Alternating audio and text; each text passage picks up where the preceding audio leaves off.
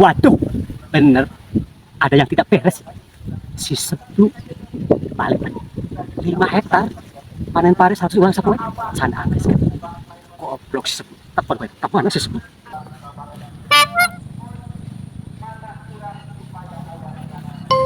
Apa yang telepon? Waduh, halo, Di mana Seblu? di sawah. Kadia Seblu. Hai Mang James, saya di mana? Buru kadia aing di lokasi tempat panen. Heeh. Ayo Mang James mah. Ayo Mang James. Mang James, Aduh. Ari sia Seblu. ayo naon Mang James? Aing keur ngeunah-ngeunah reureuh di ditu. Ngadon di telepon. Lain aya naon sia Seblu. Aing sian kudu nanya. Kunaon nu panen can angges keneh bae sia Seblu. Atuh udah lega Mang James. Tempo tuh. Ku aya 5 hektarna. Da moal anggeus tere-tere atuh da. Maksud lo kudu 2000 urang 5 hektar. Ieu mah pasti aya nu teu beres sia Seblu. Atuh beres Mang James. Isuk ek indit di absen. Balik di absen ku aing teh.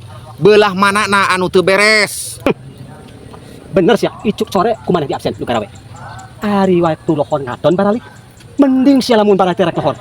Dia mangan ukur modal sia Seblu teu balik. Nyamang James apal di mana modal noongnya. Goblok sia. Aing boga informasi anu bisa dipercaya Seblu. Tah Seblu.